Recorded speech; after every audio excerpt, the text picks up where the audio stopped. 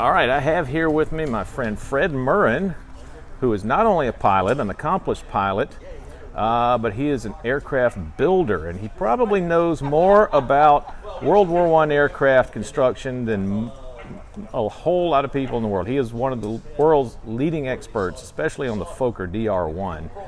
I could count on my hand, on my fingers, on my left hand, the number of people that probably know as much as he does. But I'm going to let him tell you a little bit about this plane behind him. He built this plane. This is his aircraft. It's a reproduction, not of a DR1, but of a Fokker F1. Fred, could you share with the people watching this video the difference between the DR1 and the F1? Tell us a little bit about the scheme on this plane, and tell us about the rotary engine versus the radial engine. Okay, yeah, this is the F1 was a prototype airplane. F1 was a designation given by the factory. There was only two prototype airplanes went to the front. One was flown by Manfred von Richthofen, and it was marked, the military number was F1 102/17, and Werner Voss flew 103/17, and those were the only two prototypes that went to the front. Those were the first two pilots to receive the new Fokker Dreidecker. The difference between the F1 airplanes and the airplanes that ended up being manufactured by Fokker is there's a few differences, like the cowling, for instance. The F1 cowlings had a little return around the bottom.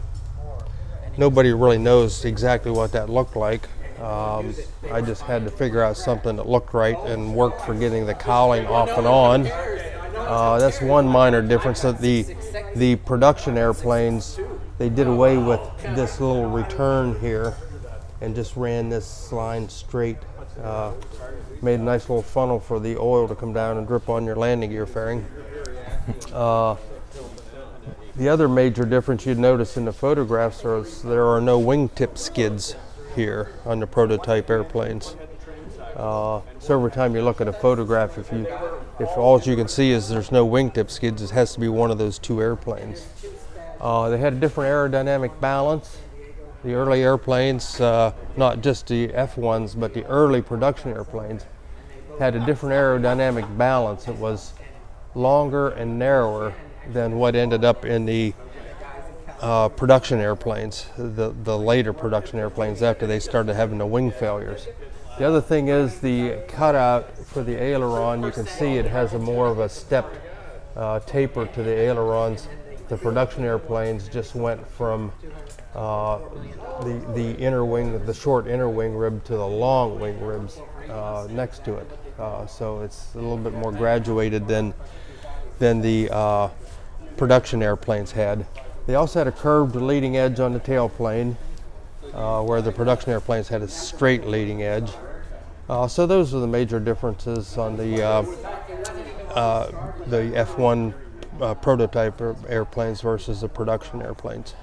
Now, for the folks watching, would you explain the difference between a rotary engine and a radial engine? Because I think some people are getting confused when they see some of these pictures online.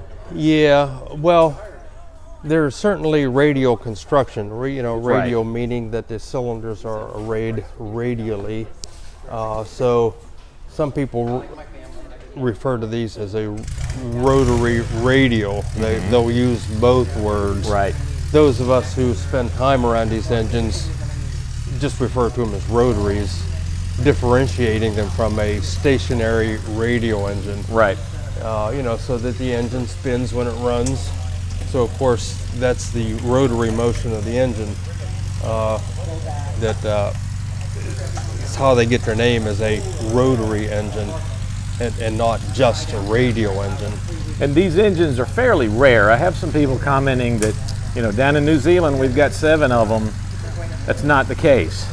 No, all 7 of those triplanes have radial engines on them. Exactly. They're stationary radial engines. So they are true radial engines, Right. where these are rotary radial engines. the whole engine rotates. Yeah. Tell us a little bit about the paint scheme on this airplane. It's kind of unique, and a lot of people have spent a lot of time trying to figure out how this was done, and there are a lot of different opinions, but you obviously have done it, so share your insights on it. Yeah, it's not easy to recreate. The airplanes were covered with linen, which this airplane is covered with linen, so they're just painted the sky blue underneath. It's hard to camouflage a plane against the sky. It really only works when you're near the sun, when you have a light source, a bright light source on the back side of the airplane. It's when this light blue camouflage really works. The rest of the airplane was just covered in bleached linen, so the airplane would have been, the linen is all naturally white, the bleached linen is. And so they would take the green color of the airplane and you thin it down really, really, really thin, and then you just apply it very lightly, just enough to, you're really just tinting the fabric. You're not really painting it. You're just putting a little tint to it by putting a very, very light coat of highly thinned dope on the side of it. And that was oftentimes, I've heard it said they did that with a rag or they did it with a brush. What's your opinion? Well, I actually have a photograph taken at the Fokker factory, and I have it blown up in my shop because it's a cool little reminder of how this is done. But it shows a guy brushing it on with a round brush. Mm-hmm. Back in the day, paintbrushes used to be round. They weren't flat and narrow like they are today. They were round brushes, and you can clearly see the guy's he's in the act of putting the streaking on the wing, and he's actually holding a round horsehair brush. Great. All right, Fred, well, thank you very much. This is a beautiful airplane, one of a kind, and it's a joy to see this fly. I know you've been working on this for years. I've watched this project come together over the years, and it's absolutely phenomenal. So thanks for your time. Okay, thank you, Russell.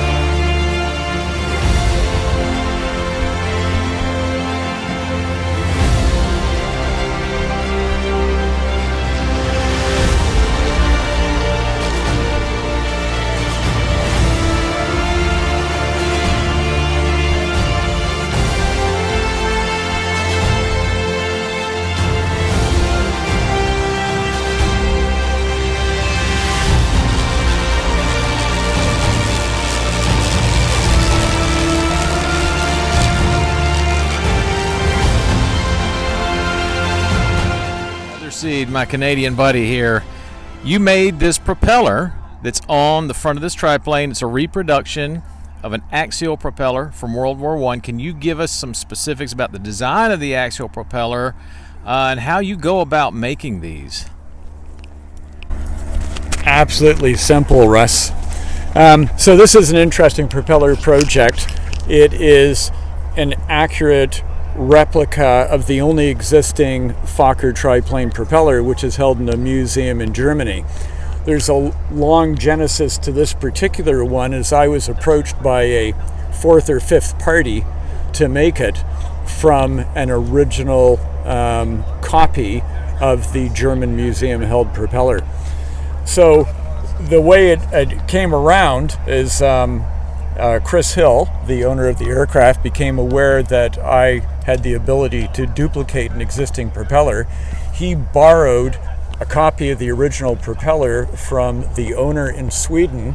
So the propeller went from Sweden to the United States, from the United States up to Canada, where I made the propeller as exacting as I could, and then shipped the original back to Sweden. The propeller is made of 7 layers of wood. This one alternates between mahogany and birch laminations, each of them 20 millimeters thick for a total thickness of 140 millimeters. It's a large propeller. It's approximately 110 inches and has a pitch of about 94 inches, which means for every rotation the propeller wants to move forwards 94 inches. So it's a fairly laborious process. It's not overly difficult. The biggest challenge with making a propeller of this type is that you're starting with a large quantity of wood and reducing it down. And if you make a mistake and take out too much wood, you can't put it back, which means you have to start all over again. So the farther you get into the project, the more delicate the outcome is.